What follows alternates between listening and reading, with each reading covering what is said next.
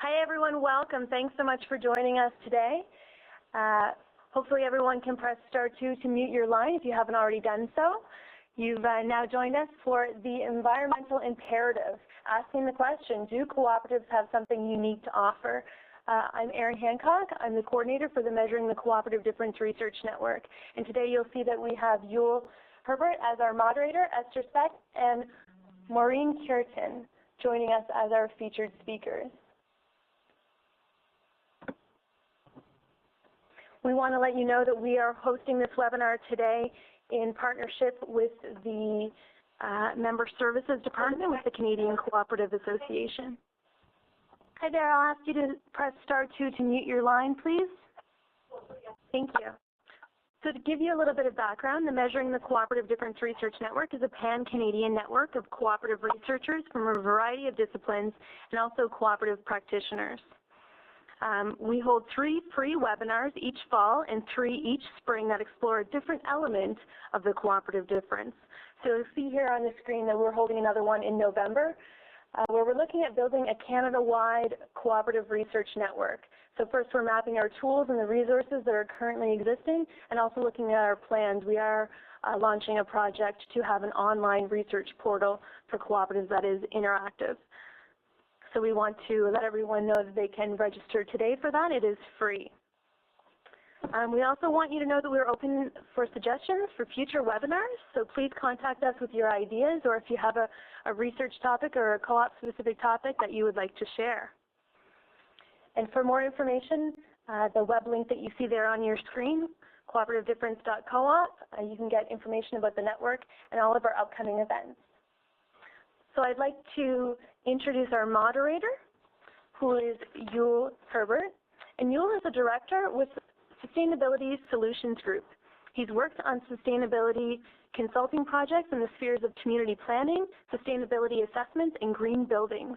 Yul has advised municipal, provincial, and federal governments on policies related to sustainability and is active in sustainable development research. Yul serves as the director on the boards of the Canada Research Chair on Sustainable Community Development, the Atlantic chapter of the Canada Green Building Council, the Tatamagouche Community Land Trust, and also the Canadian Cooperative Association. So at this time, I'll hand it over to you, Yul. Thanks, Erin. Hi, everyone. I'm very delighted to welcome you to the webinar titled The Environmental Imperative, Do Cooperatives Have Something Unique to Offer? In 2009, the International Co-op Alliance, ICA, which is the International Organization of Cooperatives, passed a resolution at its General Assembly in Geneva calling for a sustainable energy economy and cooperative action to mitigate and adapt to climate change. We have a committee on environmental sustainability at the Canadian Cooperative Association, and last fall our committee responded to that resolution by passing a framework for action on environmental sustainability. This framework gives us a mandate to actively promote and disseminate environmental sustainability programs, celebrate and promote successes and initiatives of Canadian cooperatives and credit unions that contribute to environmental sustainability, support and encourage cooperation amongst cooperatives and credit unions on environmental issues, and advocate on a common table of policies on environmental sustainability. So we now have that framework in place at CCA. Some of the activities we have undertaken so far include a program to create climate change inventories and action plans for cooperatives. And this is funded by Mount Wickliffe Co-op and Van City, and I think Maureen will talk more about that project. Another project that's been completed by CCA is an environmental toolkit. This is the slide that you see before you, and the link below is the link to that toolkit. At that link, there are also case studies of 10 cooperatives and how they've addressed sustainability on that same web page. The other case studies I'd like to mention at this point were prepared by the Canada Research Chair on Sustainable Community Development at Royal Roads University. These case studies are available at crcresearch.org under the research section and under the case studies section, and you will find case studies there on Mount Wickliffe Co-op and cooperators. So without further ado, we will begin. We have 2 speakers today. Each presenter will be presenting for 15 to 20 minutes, after which we will have time for questions. And to ask a question, I request that you raise your hand in the chat bar. And I think there's a little button that allows you to do that. And then we will call on you. So we'll start with Esther Speck. Esther leads Mount Equipment Co-op's strategy to create business and member value and maximize MEC's impact in doing less harm and more good in our operations, or in MEC's operations, supply chain, and communities. She's a strategist, catalyst, and leader of change. I can attest to all of those things. Esther brings 10 years of experience in sustainability, business, and long-term planning to MEC and the outdoor industry. She has an MBA and Master's in Resource Management from Simon Fraser University. I had the good fortune to participate in the Bologna program for cooperative economics. She is an active outdoor enthusiast, from trail running to paddling to triathlon, and is slowly working her way through sampling every product MEC sells. So I'll hand it over to Esther at this point. Hello, everyone, and let me just, okay, let me see here. I'll show my screen. I'll just get the technology down and then speak up. Okay, Yul, could you let me know, can you see the screen? Yeah, you're good to go. Good to go. Okay, thank you. Well, thanks, Yul, for the introduction, and Aaron for inviting us to participate here. It's great to be here and just, really participate in this conversation. And I'm looking forward to running through some of our experiences here at Mountain Equipment Co-op, and then also, and hearing more from Maureen, and also just having conversation with all of you, because I'm sure you're all sort of working on this in some way, shape, or form. So just a few words about Mountain Equipment Co-op. We began 40 years ago now as a few climbers who wanted to access gear. And the photo here shows our first storefront. And things have evolved since then, as they have for all of our organizations.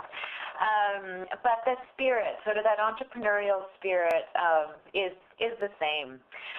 Now we have 3.5 million members, mainly, of course, in Canada, but some international, 14 stores across the country.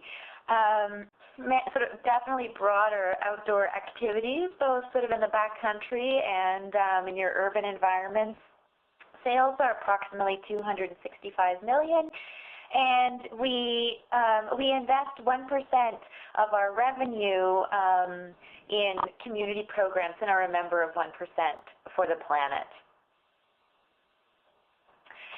Now, we're sort of asked to talk about sustainability today, and the question is, why do we care? And I think for us, the big part of the framing is that we know that everything we do, we make, buy, sell, has an impact on the planet. So we have a responsibility and an opportunity to basically reduce and improve those impacts, to have them become positive impacts. Our business depends on endless resources and energy, on places to play and be inspired. So that's a big motivator for us, in addition to our values. And MEC has over the years has taken steps in this space, but certainly has a long way to go. And today, so we're asked to really consider how the cooperative structure, what's unique about the cooperative structure that enables some of this work. And if it doesn't already, it should, so that we can all be leaders in this space. So that's kind of the framework, I think, that we'll all of this. And I've just included the co-op principles here. We're all thinking about them as we go sort of through this case study. I'm going to start off with just a few highlights of our journey sort of along the way. Actually, and one thing before I dive into this as well is just to let people know Karen Miner, one of our board members, is also on the call, so she'll be able to also answer questions from a board perspective if you have any. Okay, now diving into the journey. So one of the earliest, we've always had initiatives going on environmentally because people just cared, so they just kind of did what they felt like they needed or wanted to do in their space. And over time, the work became more strategic.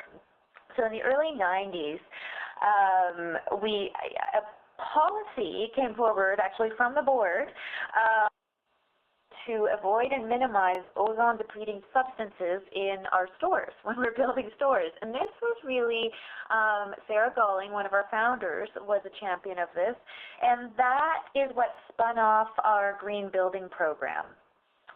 So that's sort of one of those source points of that initiative. Over time, by 98, 99, we developed, steps were taken to develop the first social and environmental strategy that pulled together a number of these micro-initiatives and makes them more strategic overall, thinking about our overall impact. As time went on, lots of sort of great initiatives popped up. For example, in the late 90s, operations introduced a gear swap, and that was really stimulated by our desire to serve members, whether they buy products from us or they get used products from other members. That was really about member service, not environmentally driven, even though it has a positive environmental impact. Again, sort of things evolved. We began to be more proactive in ethical sourcing. In early 2000, we introduced our organic T-shirt, so a very specific initiative that then sort of kicked off a bigger program around supply chain. In 2005, we pulled it all together and developed our first report to kind of tell the story, got deeper involved in supply chain over time through Blue Sign standards. And then in 2007, we developed, sort of looked at, okay, this is where we are, what do we want to do for the next 5 years to think about sort of Sustainability 2.0 at MEC, and we'll be engaging in that process again next year, just to continue to have more impact and leverage more impact. And a number of things popped out of that, including sort of our advocacy program, and sort of deeper work now with a much broader industry in the supply chain, the Sustainable Apparel Coalition. So just a few highlights, and I think the point there really is that this is a journey, and we're all sort of learning and evolving along the way. And that there are a number of different levers for success on this that I think we all need to think about in our organizations. So to dive further, I'm going to talk a little bit now about our governance and then about the specific programs before summing up on some thoughts on the co-op movement. In terms of governance, sustainability, sort of environmental and social, is built into sort of the full policy structure at MEC, beginning with the board developed charter and goals, and sort of board-approved sustainability policy, and then is embedded in our 5-year strategy and our 5-year sustainability agenda, which is integrated into our strategy, and then into sort of operational programs. And just ongoing integration. So we really want to look at it in an integrated and systematic way. The charter, the board charter, sort of covers why we exist and also names values, including stewardship, cooperation, and so on. And then sort of outlines some of our more important Uber goals about active Canadians, conservation, and marketplace change. And in terms of governance, I think an important point here as well that we have a board-level governance sort of sustainability committee, and the board actually, is involved in the governance side of this work. And then we also integrate sort of this role on the senior management team, so that's my role, and everything else is really integrated in throughout the organization. And I say that close alignment between board and management is important to ensure that we have sort of highest level accountability and direction to continue to develop a leadership position in this space. Now, getting a bit deeper into our program, so what do we really focus on? The sustainability agenda we developed 5 years ago and is still sort of alive today, named 5 main goals from 5 main focus areas that we chose by sort of looking at what the big global issues are, what our stakeholders care about, what meshes with our business strategy, and where we have a big ability to influence. And where we landed was sort of improving our product and operational environmental footprint, and this is huge. Particularly product, that's the biggest footprint. Improving workers' lives in factory communities, inspiring Canadians to be active outdoors, protecting ecologically and recreationally important places, and accelerating sustainability change in the marketplace. And of the programs that help us achieve these goals, there are 5 of them. and product footprint, ethical sourcing, operations, sustainability, community involvement, and accountability.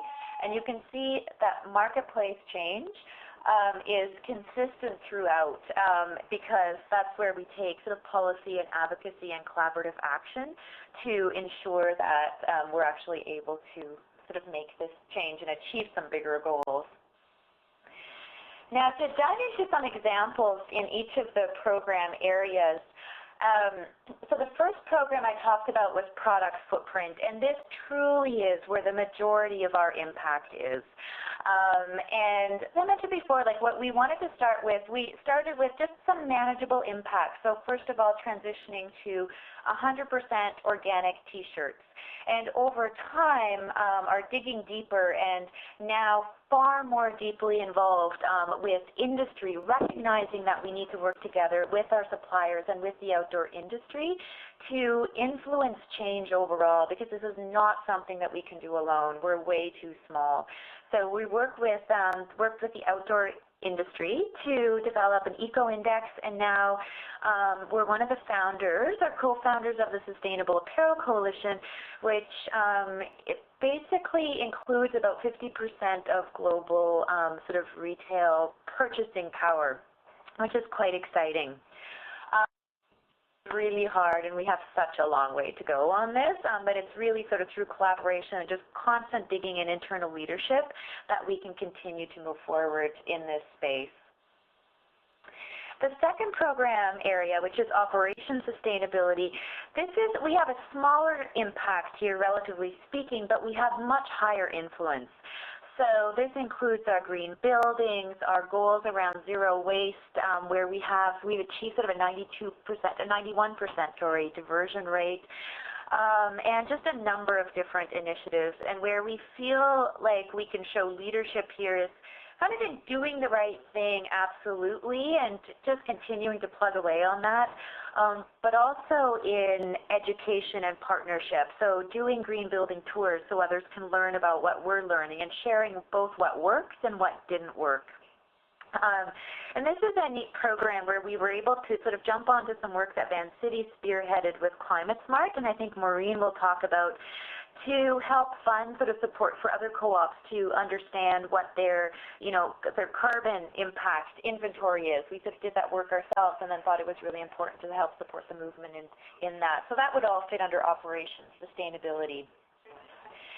Ethical sourcing links to our factory communities, and I'm not going to talk about that much because the focus here is environmental, but it's really about sort of social conditions from where we source products. And then the fourth program area is community involvement, and this is, obviously a very important and core program where we decided as an organization to invest in the outdoor community with the goals of protecting places and enabling activity. We became a member of 1% for the Planet in 2006, which basically says that we commit to investing at least 1% of our revenue towards NGOs and organizations that are doing progressive work in the environmental space, and for us it links to our community involvement goals.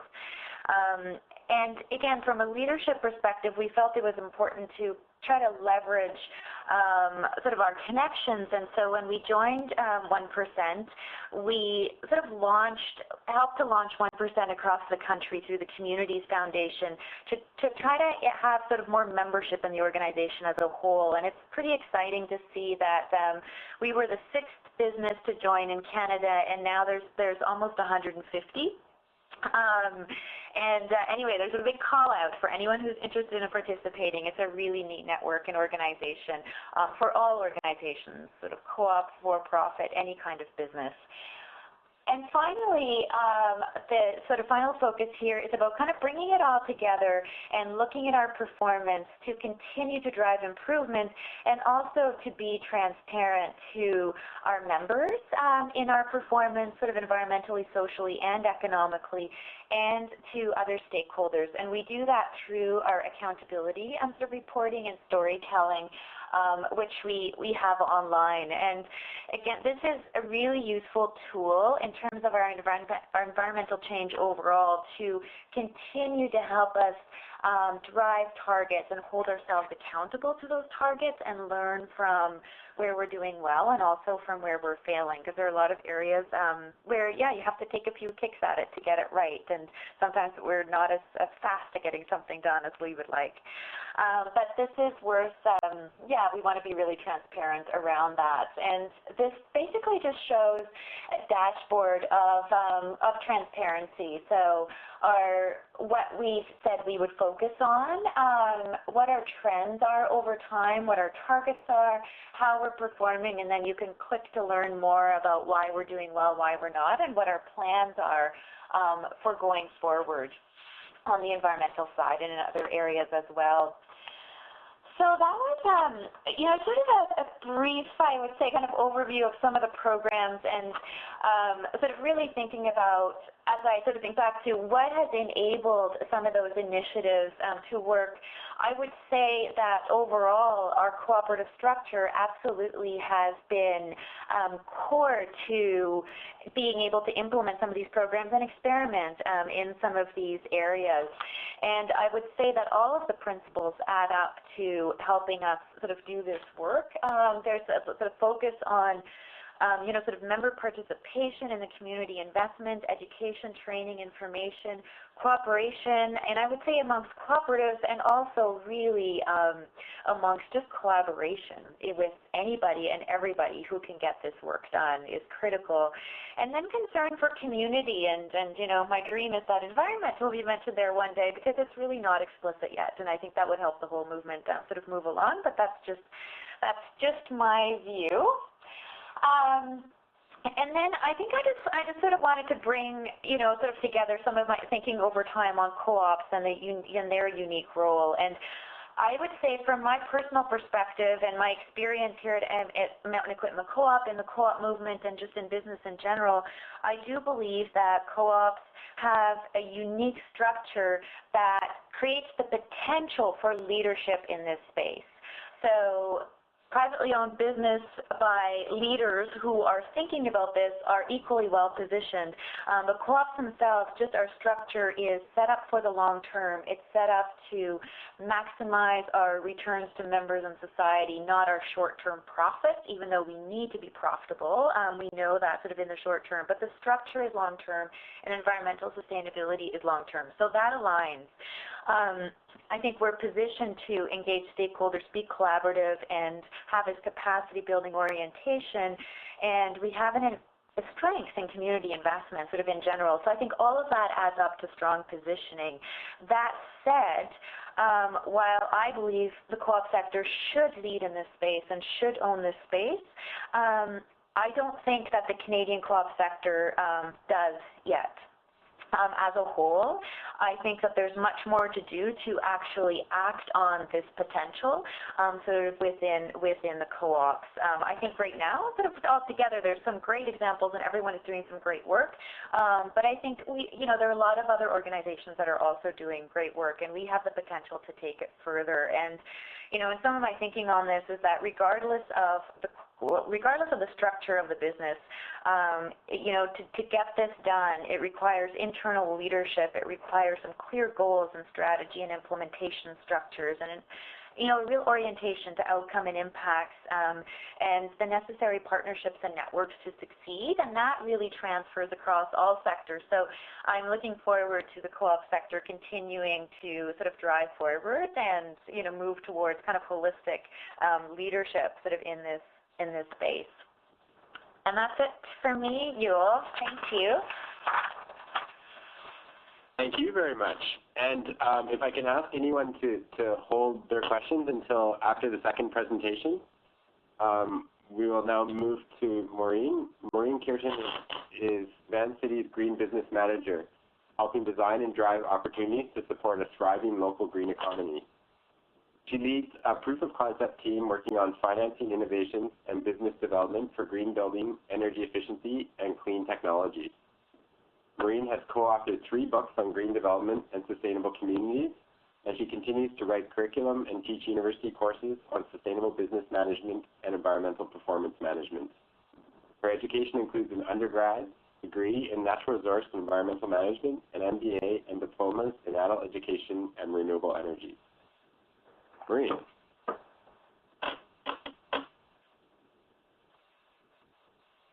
Guess I should unmute. Thanks, Yul. Can everybody hear me? Could you? Yeah, I'm kidding. Thanks very much, Yul, and thanks very much to CCA for organizing this webinar, and to Esther for joining us, and for all of you for taking the time out of your busy day of checking your email inbox and spending this hour with us. And happy Co-op Week, everyone.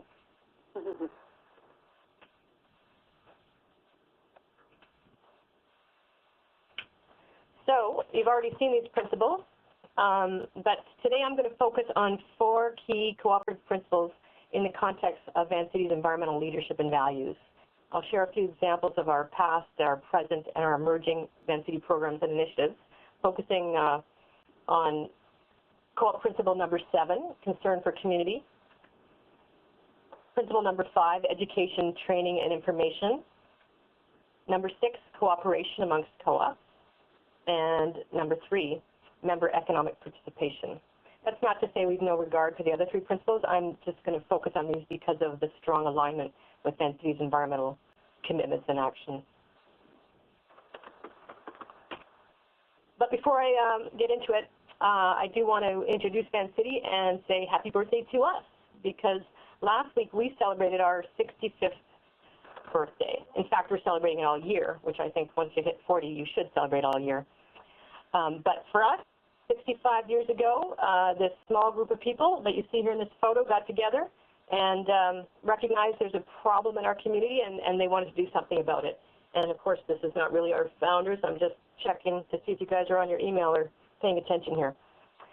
So for Vancity, I say this is a group of folks that came together to share resources and help each other. And our key resource that we share is money. We're a financial institution.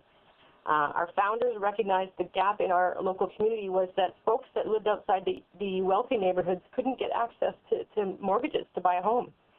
So the Fab 14 got together and they pooled their money, and I think that at the end of year 1 they had just over $1 in return on that investment. Flash forward 65 years and we've got $15 billion in assets and more than 400,000 members in our local community. Now that's still really teeny tiny compared to the big banks in the world and the big banks here in Canada. But we're a very large credit union in this country. Outside Cape Populaire, we're the largest. And for those of you outside British Columbia, we operate specifically in the small corner of southwestern BC, which is also where most of our population lives and works. But our reach is certainly well beyond East Vancouver these days. And our growth and success is thanks to our members, who continue to pool their financial resources with Vancity. They trust us to manage their money, to invest it, to leverage it, to lend it to other members, and to make good money for them. And with this good money, we aim to help create healthy local communities and a vibrant local economy, which in turn helps our members to thrive and prosper. And I think you folks out here are going to hear this message over and over again at Vancity, where we want to make that connection that by placing your trust in us to manage your money, you're helping create healthier communities. So that brings us to my favorite cooperative principle, concern for community. And this really is the root of much of our focus at Vancity. We recognize that caring for our community includes doing good for our planet. It's about the air we breathe, the water upon which all life depends, and the natural resources that our communities need in order to thrive and prosper and to play with all your great MEC equipment. So we've been committed to environmental leadership for quite some time, not for the full 65 years, at least not as I understand it. I wasn't around back then, although some days it feels like it. But as a financial co-op, we can't spend all day long hugging trees. So what we do is we find ways to align our environmental commitments with our core credit union goals and business activities, just as you've heard Esther talk about how they've aligned it with MEC's core business activities. And as a result of this alignment, we've had great environmental success, and it does not detract from our financial prosperity or the financial prosperity of our members. So how do we do this? Well, here's really easy examples. We're always working to improve our operating efficiency. And on many fronts, and energy efficiency is just one element of operating efficiency. So we started about a little more than a dozen years ago, we started tracking the financial benefits of our energy performance. And in terms of dollars saved in energy efficiency alone, it's generated in excess of $3.6 million in operating savings. So that's money that we can put to much better use than just paying utility bills. And we don't do anything particularly fancy to achieve those results around energy savings. It's just good operations and maintenance. It's appropriate equipment investments. It's simple stuff like energy efficient lighting, attention to equipment maintenance for our HVAC systems. And if you hang around in our washrooms too long without moving around, you'll see the lights will turn off on you. We also have policies and initiatives to conserve water and reduce waste, to divert our recyclables and reduce the massive amount of paper that we consume. Because, of course, as bankers, we're paper junkies. Our purchasing policy dictates choice of 100% post-consumer paper, and we take environmental impact into consideration in making other purchases, such as our office equipment and our furnishings. Now, we don't ignore price, but environmental impact is absolutely part of our decision-making. And again, we measure results. For example, in 2009, 2010, we diverted 79% of our waste from landfills. Bensi's leadership in this area relates both to our ongoing commitment to improving our environmental performance and, as Esther mentioned, to integrating this commitment into our operating and management practices. We don't just have a little volunteer green team that you see, even some big companies manage it this way. We've got a great facilities department with folks who take this stuff seriously in their day-to-day jobs. And we've got folks in our purchasing department and our IT departments and our finance departments who know that they have a role here to play in our environmental leadership and in our outcomes. And I find all too often businesses say we can't be concerned about the environment because we've got to focus on making money. Well, Vancity maintains a very strong environmental performance mandate, and along the way we've achieved great financial success. In fact, this past year was our best financial results in the 65-year history of our credit union. Now, we are far from perfect on our environmental performance, but we do take it seriously, and I think along the way it's helping us make good money.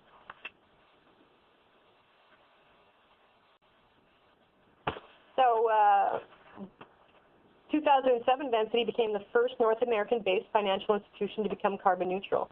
And, you know, it was actually relatively easy for us, I say relatively, because we'd already been measuring and managing our environmental performance for several years. So translating the relevant metrics into greenhouse gas equivalents is much easier than starting from scratch. And our environmental management practices that were already in place gave us a great jump start on shrinking our carbon footprint. Now, to get to carbon neutral requires spending a little money on carbon offsets, and we have staff who work to maintain our greenhouse gas inventory and track our performance. Right, Kate? I think she's there listening.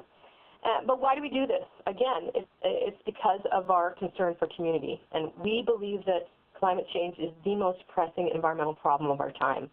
Our world is on a path to devastation of our communities, and while those of us living in rich countries account for the lion's share of global greenhouse gas emissions, it's people living in poorer parts of the world who will suffer the most. So this is a grave social issue as well as an environmental issue. And Vancity had an opportunity to show leadership around this, and we did. Being first to be carbon neutral generated some great benefits for Vancity, not the least of which was all the positive media coverage we received. The benefits of having our CEO and board chair that you see here shown on national TV shaking hands with Canada's environmental icon is considerable. And David Suzuki also walked around and shook hands with staff at our head office, congratulating us on Vancity's environmental leadership. So beyond the brand list and good PR, it was really a great lift for Vancity staff too. We maintain our carbon neutral commitments, and that's all part of our internal community. But, you know, we also ask our members and our staff what they think about all this. And, you know, as you see from the stats here, environmental performance is important to many of our members. I don't think it's top of mind for most of them, but it is important to many of them. And we did some recent surveys around our brand refresh, and that reminded us that environmental leadership has become synonymous with our brand at Vancity. So members and even non-members think of Vancity in the context of our environmental leadership, and they respect and admire us for that. And I think for some members and staff, our concern for our community and our environment is the reason why they're part of Vancity, and it certainly is for me. And I think that's a key part of our co-op difference. So, Principle number 5, education, training, and information. Well, beyond our own management practices that I've talked a little about, we share this information. Check out our website. You'll see that we disclose information on our greenhouse gas management and practices, and we publish an accountability report to very great rigor in which we share our environmental and social goals and targets, and we report on our progress towards them. Our 2008-2009 accountability report is available for download on our website, or you can save some paper and read it online. In 2010, Benzie stepped up again as a business leader by becoming one of the first businesses in the world to integrate our social and environmental reporting into our annual financial report. I think this is really significant because it sends a message that our environmental and social performance stands alongside financial performance. So check that out too if you're interested. It's our 2010 integrated report, and it's also uploaded to our website. That's some of the information sharing that we do as part of this co-op principle number 5. On the educational side, we offer tips on how to green your business and how-to steps for companies to become carbon neutral. You can download our greenhouse gas management protocol and use it as a guide for doing your own in your business. Or go to Green Business Program pages on our website, and we offer free resources. And we do this because we recognize that most of our, or all of our 40,000 business members are small businesses. In fact, 92% of all the businesses in British Columbia are small to medium-sized enterprises. And unlike Van City, most of these businesses don't have the staff with the knowledge and expertise to know how to improve their environmental performance. So we want to share that learning to encourage others to make an impact in terms of environmental performance. I'm really happy to share that knowledge. I also spend time out in community facilitating workshops on how to green your business as part of our educational services for one of our members, Small Business BC. And from time to time, I do a mini workshop on sustainability in business for our microfinance business members.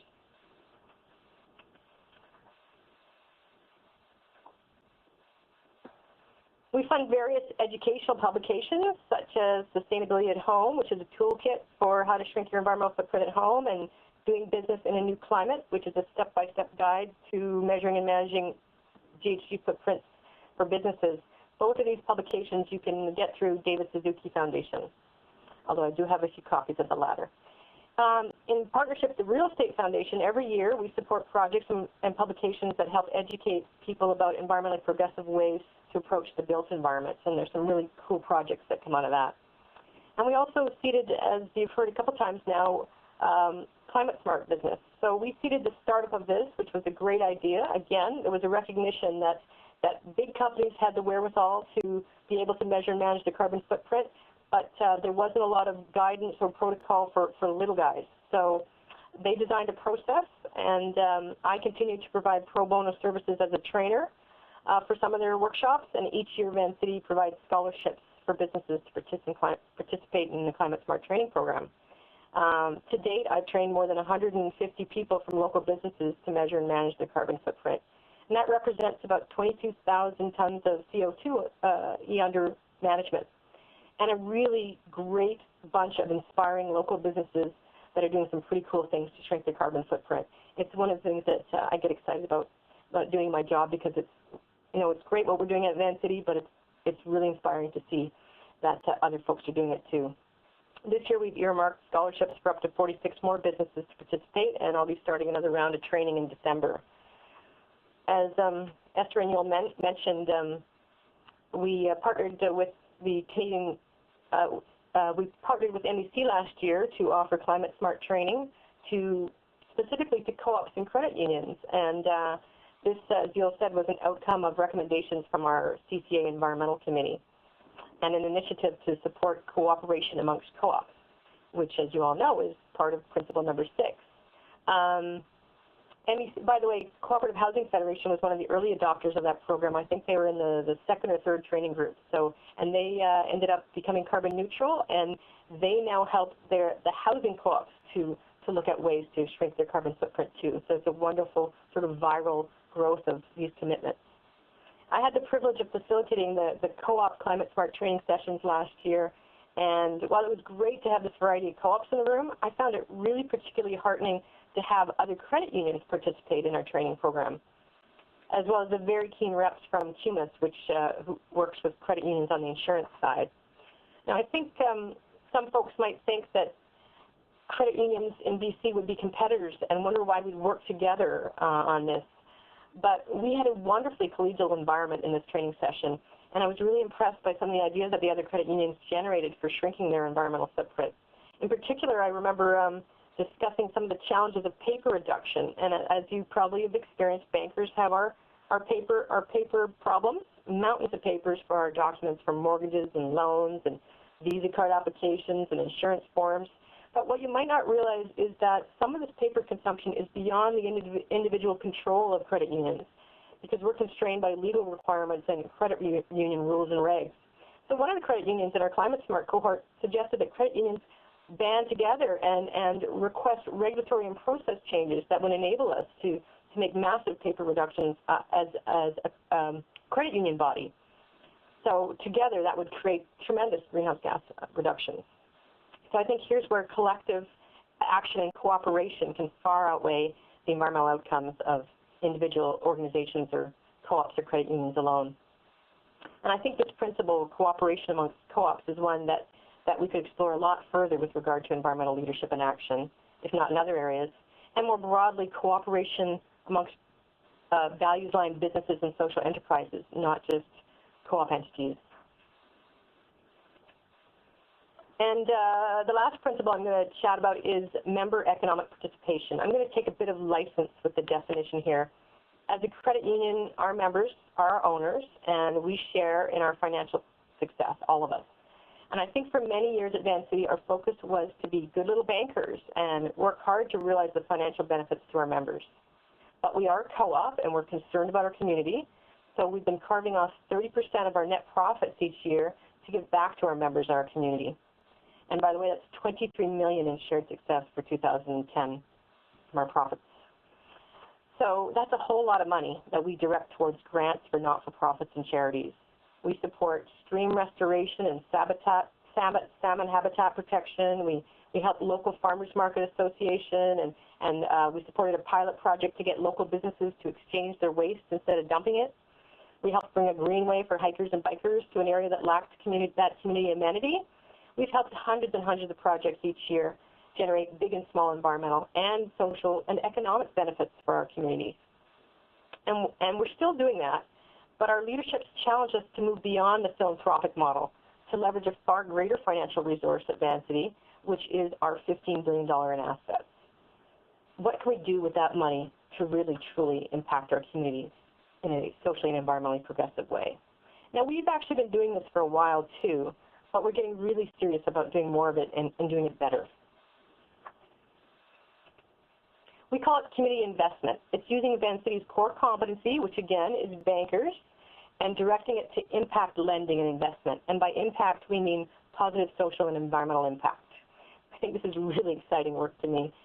We've had the opportunity to generate great financial results, and let's be real, we're not talking about giving away money here or not making money, because we would not have members at Vancity if we did not make money for them.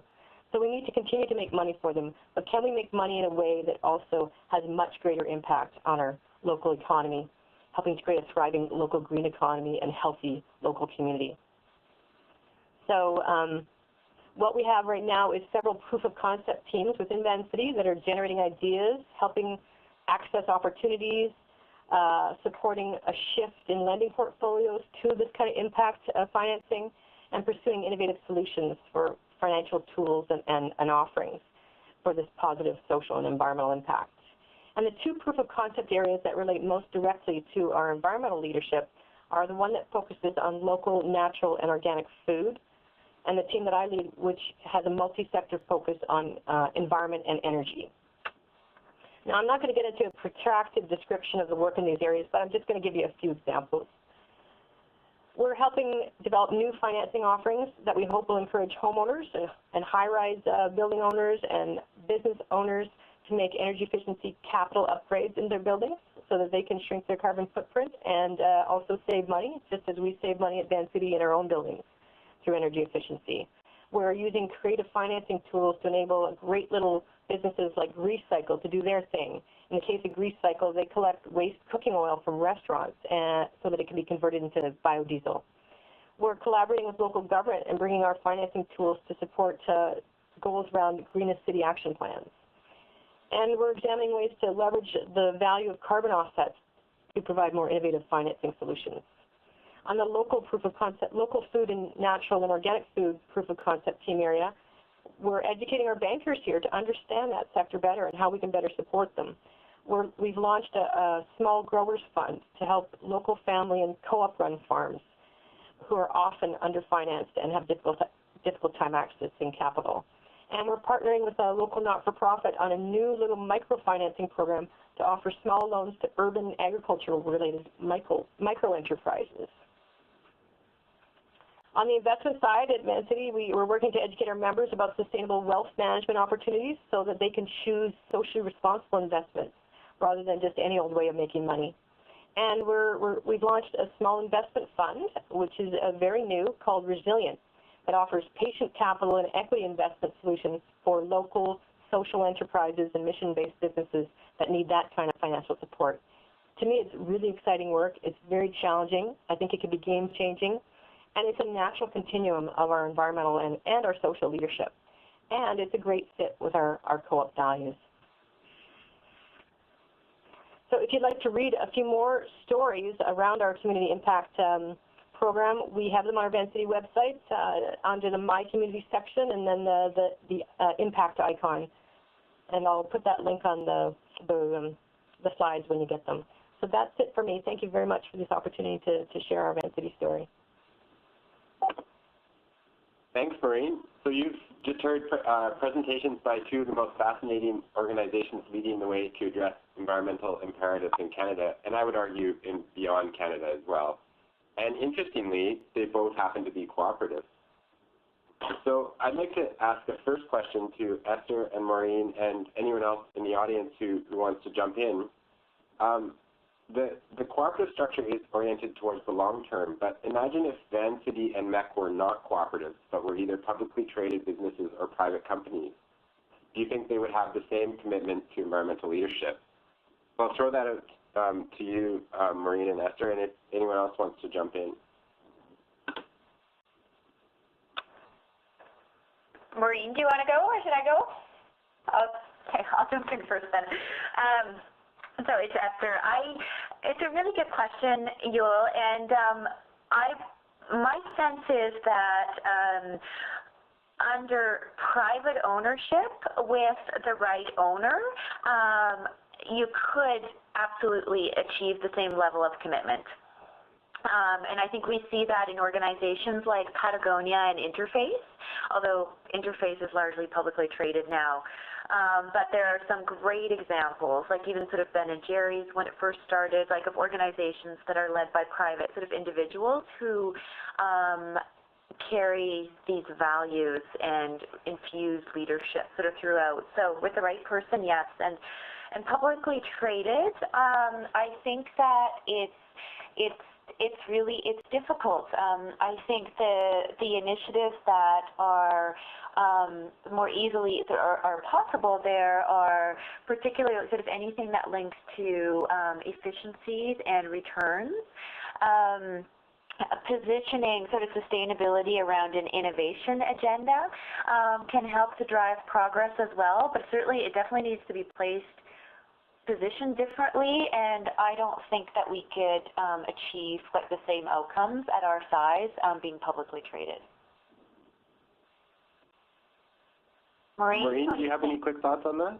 Well, I think Esther answered that really well, so I'm going to turn that around and say, I love the fact that we're a co-op, and I love the work of MEC, but there are not enough co-ops around in the world, and we cannot rely just on co-ops to be doing this, so I hope that business will embrace this. And as Esther said, we are seeing businesses embrace this. I hope that government compels business to embrace this. I hope that consumers compel businesses to embrace this. Vote with your dollars, people. It's interesting we're seeing this, that there's a shift in the United States on the economic meltdown side, where there's been a mass movement to say, if you're not happy with how the big banks have destroyed our economy, then go to the co-ops. So if you're not happy with what regular companies are doing, go to the co-ops. Well, you can't go to the co-ops for everything. So it can't just be us creating the solution. So is it aligned with co-op values? Absolutely. Is it impossible to do if you're not a co-op? No. I think there's great opportunities, particularly if you integrate it into your business model and align it with your business goals. Then it's not a choice of profit or environmental leadership. It can be both. Yeah, I might just add to that, Maureen, that, for example, in the outdoor sector, we see, in some cases, more leadership from other organizations as well. So I would say, like, I definitely, absolutely believe in Embrace as amazing and such unique opportunities with the co-op model. But I would say there are a lot of businesses, like, as a sector, as a whole, on average in Canada, I think there's a lot of opportunity for the co-op model to improve its performance in this space. We have a question from Amanda from Co-op Enterprise Council New Brunswick. Amanda? Hi, Yul. This is Erin here. I just sent it to you by chat. If you'd like to read it out, she's having problems with audio. Oh, okay. I didn't get it. Could you read that out? Absolutely. Okay, the question is, when Vancity is giving loans, are there any mechanisms to evaluate the environmental impact of customers' activities? In other words, how can Vancity ensure that they are lending to projects that are not creating environmental degradation? First of all, they're not customers, they're members, because we're a co-op. So we have an ethical screen, which it's a basic negative screen. So we will not do business with someone that's manufacturing weapons, for example. So we have the basic side. Then we have what we're doing around our proactive side that I talked about, community impact. So what we're doing is not necessarily screening out the company that is not doing anything particularly environmentally progressive, but we are actively seeking to do business with those that are environmentally progressive. And we are working on tools to attract them, to better support them. We are willing to take greater risks sometimes to do business with those kind of wonderfully environmentally progressive businesses. So we're sending a message to the community that this is important to us, and if you want to do banking with us, then step up and perform. Will that be enough to implement, radical change for every business? No, because if they don't feel that way, there's lots of big banks that they can do business with. But it is becoming part of the criteria around which we're driving our community impact lending. Thank you, Maureen. And I think we're actually out of time already. It went by very quickly. So I'd like to thank both our presenters, and thank you to everyone who joined us, and hope to see you on another webinar.